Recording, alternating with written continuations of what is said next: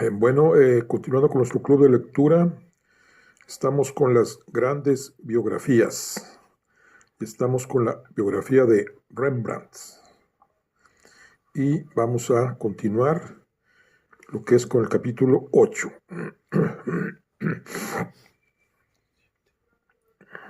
Pensaba pasar 2 años en América.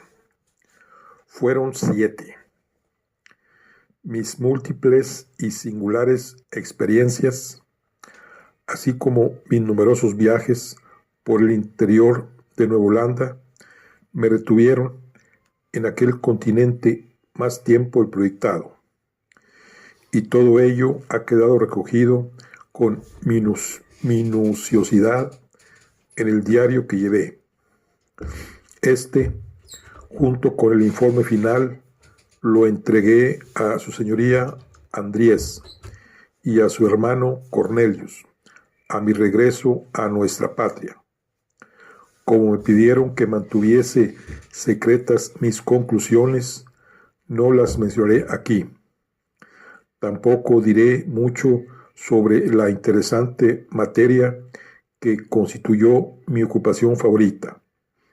Los pobres resultados de mis investigaciones sobre los llamados narcóticos utilizados en el Nuevo Mundo han sido detallados en mi opúsculo sobre el arte de la medicina entre los indios americanos. Baste decir que los indios, aunque más hábiles en el uso de ciertas hierbas, eran tan ignorantes en materia de anestésicos como nosotros. No, desde un punto de vista práctico, el viaje no fue un éxito. Yo soy la única persona para quien resultó provechoso. A mi regreso, muchos de mis amigos se compadecieron de mí. 7 años en el fin del mundo, entre indígenas pintarrajeados. 7 años. Dios, santo Dios, qué pérdida de tiempo. Fue un comentario que oí con mucha frecuencia. Sin embargo, se equivocaban de medio a medio. El Nuevo Mundo hizo por mí lo siguiente.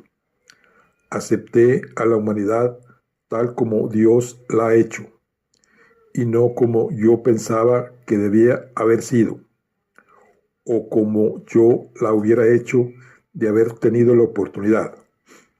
Adopté esta nueva actitud en el transcurso de mis viajes a través de los interminables bosques y llanuras de nuestras posesiones americanas.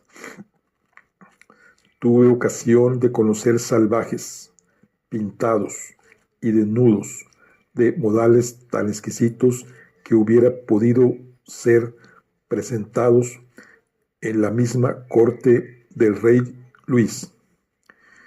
Y me topé con otros que eran gordos, crueles y vagos.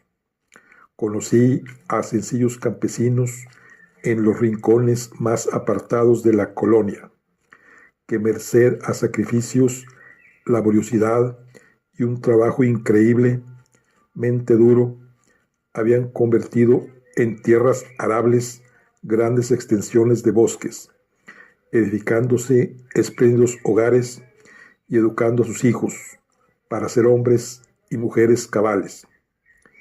Y tuve que pasar una noche bajo el techo del inútil hijo menor de cierta respetable familia de Ámsterdam, cuyos padres le entregaron más de 400 hectáreas de tierra fértil y no había sido capaz de obtener una sola cosecha. La naturaleza humana es idéntica en todas las latitudes, pues no existen naciones, ni razas, ni clases de hombres, solo individuos, buenos o malos, interesantes o aburridos, sabios o estúpidos, según sus inclinaciones naturales. También Bernardo alcanzó un nuevo conocimiento de la vida en aquellos remotos parajes. En cierta ocasión, Allá por los primeros años de mi estancia en América, tuve noticias de que más hacia el oeste vivían las 5 naciones, con una civilización y una organización política muy superiores a la de los nativos de las regiones costeras. Determiné visitar esas regiones y ver qué oportunidades ofrecían para aquellos cosechadores de grano que su señoría Andrés y su hermano confiaban establecer en el Nuevo Mundo. Como el viaje no estaba exento de cierto peligro, intenté disuadir a Bernardo de que me acompañase, pero él se empeñó y no hubo modo de convencerle. He emprendido este viaje para hallar las 10 tribus perdidas de Israel, argumentó. Creo tampoco en la existencia de esas tribus perdidas como tú. Da igual, estoy aquí como enviado de un puñado de devotos judíos de Ámsterdam, que me han confiado sus florines obtenidos con grandes esfuerzos, para llevar a cabo una tarea concreta y bien determinada. El nombre mismo, las 5 naciones, me intriga. Nunca me perdonaría si dejase pasar esta ocasión de visitarlas. Bernardo vino pues conmigo, y resultó que las 5 naciones no eran un mito, sino una realidad.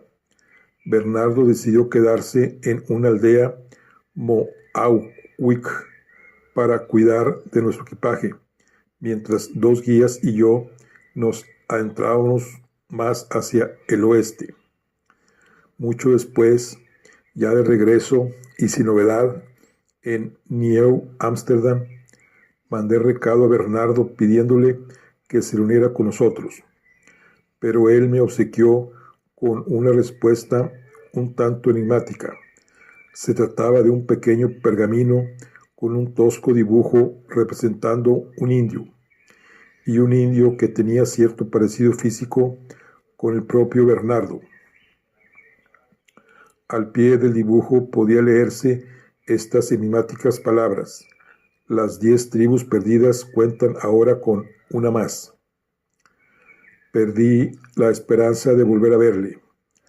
Por tanto, hasta que pudiese emprender un nuevo viaje a la tierra de los Mohawk, cuando meses más tarde volví a aquellos parajes, encontré a Bernardo en un pueblo, 2 leguas y media el norte, tan cambiado, tan bronceado y con un aire tan saludable que al principio le tomé por un jefe indio. Me echó los brazos al cuello, me besó, me llevó a su casa, en la que una mujer india, joven y bella, estaba amamantando a un niño, y me dijo: aquí tienes a la otra tribu perdida, y ahora ve al bueno de Rabino, a Manachés, y asegúrale de mi afecto y de mi admiración, y dile que nunca, nunca, jamás regresaré.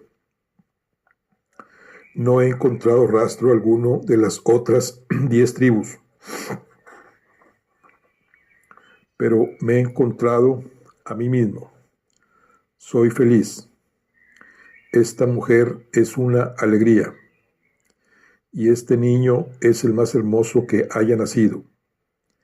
Te echaré de menos a ti y a los otros amigos de nuestra tierra, pero al perder todo eso, he logrado más de lo que jamás creí posible. Por primera vez en mi vida, no soy un judío, sino un hombre. Nadie sabe aquí de dónde vengo, ni le importa. Nada pido excepto que me permitan quedarme aquí. Ahora ven, y te guisaré un trozo de carne. No una carne cualquiera, sino carne de un animal que he cazado y matado yo mismo.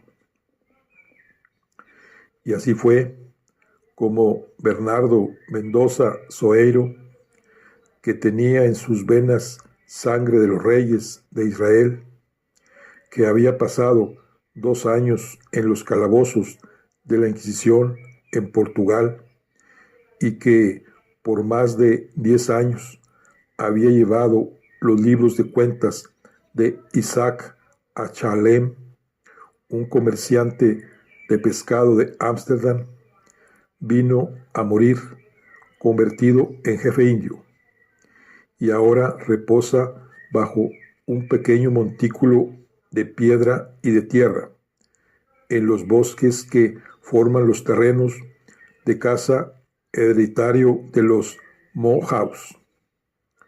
Pero me estoy adelantando a los acontecimientos. Siempre que regresaba a New Amsterdam, después de un viaje al oeste, dedicaba muchas horas a ponerme al día en cuanto a noticias de Allende los mares. La mayor parte de las cartas, especialmente las muy largas, eran de Jean-Louis, pero de tarde en tarde recibía alguna de Selim. Eran normalmente cortas y algo tristes.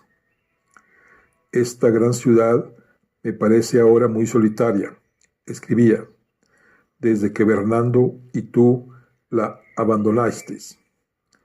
Jean-Louis es una persona encantadora, pero cada vez incorpora más y más matemáticas a sus tortillas, y a mí no me gusta sacar la raíz cúbica de la sopa y encontrar decimales en las natillas.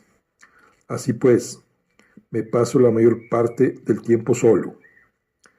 Últimamente me han entretenido mucho las visitas del reverendo Simón Galimbois, quien confía en convertir al representante diplomático del gran Padichá. Puedes imaginarme el bautizo con un enorme turbante verde. De hecho, se ha molestado en leer el Corán en una traducción al español. Me dice que ha llegado a la conclusión de que el islamismo y el calvinismo son idénticos, puesto que ambos credos establecen la predeterminación de todos los hechos relacionados con la existencia humana. Supongo que esto es interesante para la gente que tiene curiosidad por tales cosas, pero me aburro y las márgenes del fósforo empiezan a parecerle atractivas a este exiliado enamorado de la paz. 3 visitas más del incansable y tedioso Galinovius y me embarcaré rumbo a las costas de mis antepasados. En cualquier caso, ¿qué estoy haciendo aquí? Abrazos para ti y para el excelente Bernardo. Acuérdate de lo que te digo. Si no andas con cuidado, ese chico se va a convertir en un nativo. Es tan trotamundos como yo y está casi igual de solo. Alá se compadezca de los hombres como nosotros. Adiós. Seguía una posdata. Tu buen amigo Rembrandt ha venido a verme 1 o 2 veces. Ese hombre tiene una auténtica pasión por los turcos. Quiere que pose para él. Le pregunté si le faltaban modelos y me dijo, no, pero mis modelos son por lo general vagabundos holandeses. Puedo vestirlos con sedas y satenes y tocarlos con turbante, pero esto no los convierte en turcos. Continúan siendo vagabundos holandeses vestidos con lujosas ropas musulmanas. Quizá le complazca un día de estos. Contrastando con la brevedad de Selim, Jean-Louis me refería a la historia completa de los años que yo llevaba ausente de Ámsterdam. Sus cartas, a veces 40 o 50 páginas, atestadas de su precisa caligrafía, eran a su manera tan perfecta como las comidas que solía preparar, dejándole a uno un sentimiento de plena satisfacción.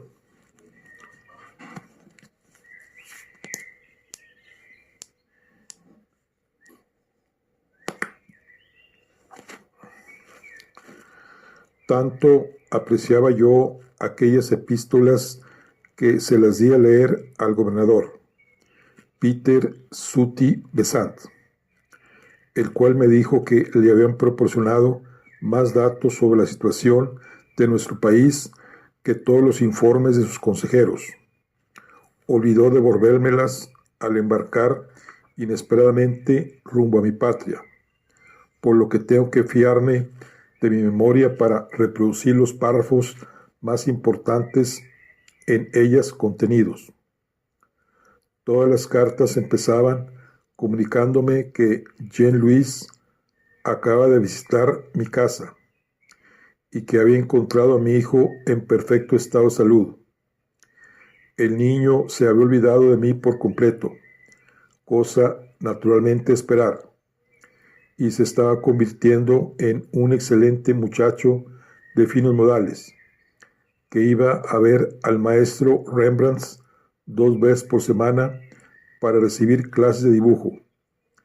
Parecía dotado para esta forma de arte y Rembrandt dedicaba mucho tiempo al muchacho. Hablaba también de cuestiones políticas. Por fin se había firmado la paz entre España y la República, y esta había sido reconocida oficialmente como nación independiente y soberana. El viejo príncipe había muerto unos meses antes de la victoria final de aquella causa por la que había luchado tan valientemente durante tanto tiempo. Su hijo, el casado con la iglesia, le había sucedido como comandante en jefe del ejército y podía crear serios problemas, pues era un joven muy ambicioso. Sus señorías del ayuntamiento y su alteza, el príncipe, se tenían ahora abiertamente por enemigos, y la fricción entre uno y otros había dado lugar a un sentimiento general de malestar. Los negocios eran un tanto inseguros.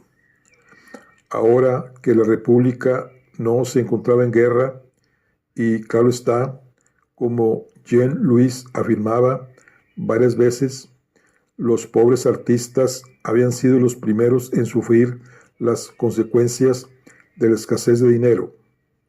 Rembrandt le había dicho que llevaba sin recibir un solo encargo de retrato más de 6 meses. En los primeros momentos de triunfo hubo alguna demanda de cuadros alegóricos que celebrasen las múltiples victorias de la nación holandesa, pero los 2 encargos más importantes habían sido para Flink, discípulo de Rembrandt, y para Van der Helst.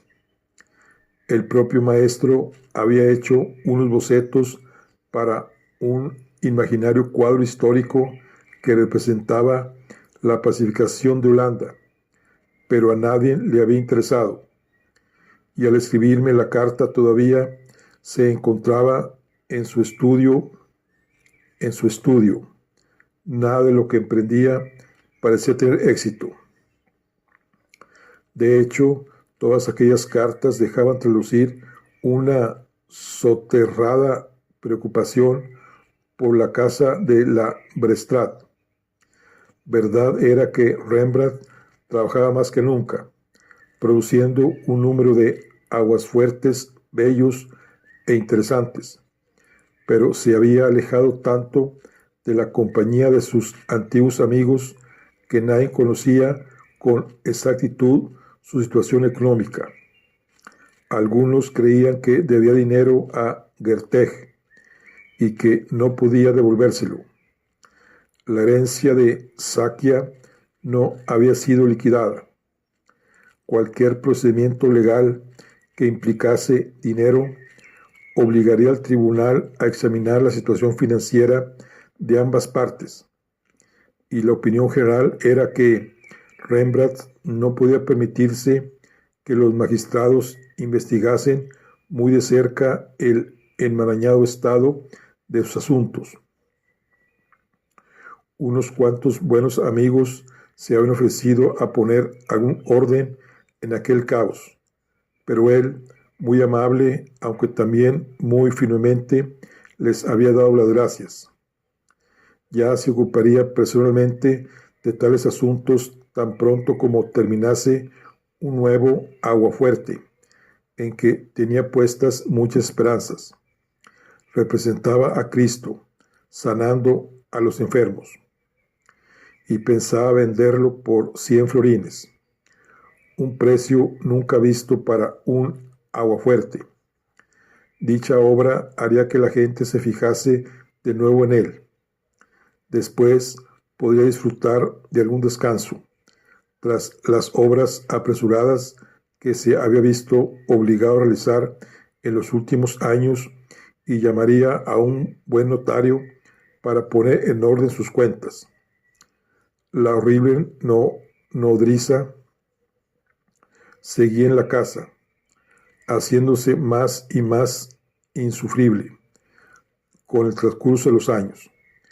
A menudo importunaba a las visitas que acudían a ver al maestro, refiriéndoles todos sus infortunios, que vivía como una esclava para llevar el gobierno de la casa, porque él, y señalaba la puerta del cuarto de trabajo de su señor, era demasiado indolente e indiferente para ocuparse de nada, pero no lo iba a soportar mucho tiempo. Podía contar muchas cosas sobre ella y el famoso Rembrandt van Rijn que sorprenderían al mundo. Tantas y tantas cosas. O no había visto las perlas y el anillo de oro que él le había regalado. Varios amigos se habían unido al fin para ir directamente a Rembrandt y proponer que la mujer fuese reconocida por algún médico especializado en extravíos mentales. Rembrandt les había escuchado pacientemente, pero había aludido a ciertas dificultades que le impedían ser tan enérgico como él deseara. Esto hacía temer a Jean-Louis que hubiese alguna razón importante para que Rembrandt no quisiera o no pudiera despedir a la nodriza. Había llevado una vida muy solitaria desde la muerte de Shakya. Quizá hubiera prometido a Herteg que se casaría, o tal vez ella estuviese esperando familia, o así lo pretendiesen al menos, acusando al maestro. Era difícil averiguar la verdad. Mientras tanto, sus amigos confiaban e imploraban al cielo que la situación no degenerase en un escándalo público. Ya desde el púlpito se habían lanzado insinuaciones respecto a aquellos que deberían curarse a sí mismos antes de pintar cuadros del Salvador curando a otros. El problema era sacar a la mujer de la casa por las buenas, antes de que la campaña de murmuraciones se difundiese demasiado. Pero Rembrandt era en todo, tanto lo bueno como lo malo, casi tan obstinado como el galante guerrero que, según pública voz y fama, encabezaba entonces el gobierno de Nueva Holanda, y con este agradable cumplido a su señoría, Peter Stuyvesant, el bueno de Jean-Louis, sabedor de que a veces las autoridades abrían y leían las cartas, terminaba su relato sobre la situación de la Lestrade. Referíame después 1000 habladurías sobre los asuntos de Europa, que los ingleses estaban a punto de ajusticiar a su rey por una serie de delitos al parecer un tanto imprecisos, que el gobierno probablemente caería en manos de un individuo llamado Cromwell, a quien se sabía firmemente dispuesto a llevar a la práctica una política enérgica de protección a los intereses británicos que un italiano que se hace llamar Mazarino, otrora secuaz del infame cardenal Richelieu, se había alzado con el gobierno de Francia, haciéndose indispensable a la consorte del viejo rey, una bigotuda dama española. Extraña experiencia, dije en cierta ocasión a un amigo de New Amsterdam después de leer por tercera vez una de estas cartas. El viejo mundo hace sentir de pronto su presencia en el nuevo mundo. Es como si alguien interpretase música en una habitación situada en otra parte de la casa. Intento escuchar, pero no representa para mí más que un ruido leve e impreciso. ¿Qué me ha sucedido? Es el horizonte, ese extraño horizonte que significa el principio de algo nuevo y desconocido. A no ser que esos viejos locos de Ámsterdam que nos gobiernan sin habernos visto en su vida me obliguen a irme. Nunca regresaré a mi país natal. Manda por tu hijo y establécete aquí como cirujano. Los otros son todos unos charlatanes. Quédate y sé feliz. Y quizá hubiese seguido su consejo de no ser por un papel que recibí con otras cartas, exactamente 2 meses después. No decía más que cómo quisiera que volviese a Europa. Necesito mucho vuestra ayuda y vuestra amistad. Y venía firmado por una gran R. Bueno, aquí concluimos lo que es la charla del día de hoy. Estamos con la biografía de Rembrandt. Nos vemos en la siguiente. Hasta luego.